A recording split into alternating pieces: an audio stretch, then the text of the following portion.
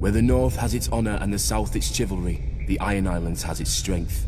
We call ourselves the Ironborn, and we are warriors feared throughout the Seven Kingdoms. Or so we used to be. Unlike their mainland cousins, the first men of the Iron Islands never bowed to the old gods. Theirs was the Drowned God, who made the Ironborn to reave and sack and write their names in salt, steel, and song, that his enemy, the Storm God, could not wash away. We raised our kings from our own ranks, and used beaten foes as thralls to work our mines and farm our land. Or as salt wives, if a woman was pretty enough.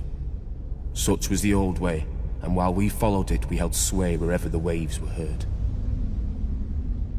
When Aegon came demanding fealty, King Harren the Black ruled as far east as the Trident.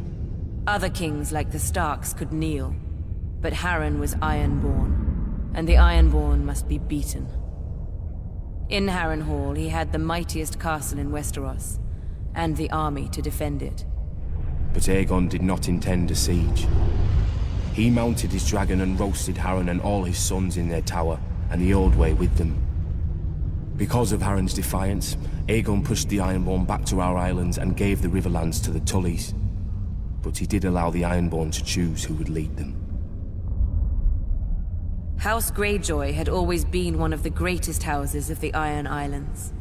We trace our descent from the Age of Heroes and the legendary Grey King, who took a mermaid to wife and made war upon the Storm God for 1,000 years.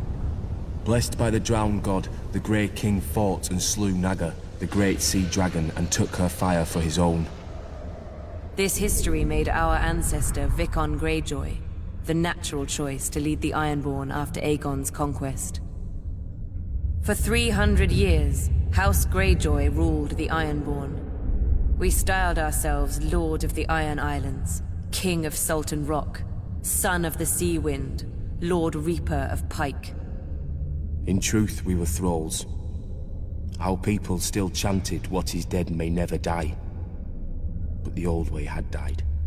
Until the Targaryens followed their dragons into the grave, and our Lord Father, Balon Greyjoy, rose against the new king, Robert Baratheon. He seized our ancient crown and sent our Iron Fleet against the Lannisters at Lannisport, burning all their ships before any could weigh anchor. Though Robert and Eddard Stark would later defeat him, they understood us no better than Aegon. The Greyjoy sigil is the Kraken. What it grasped once, it will never surrender. What is dead may never die, but rises again, harder and stronger.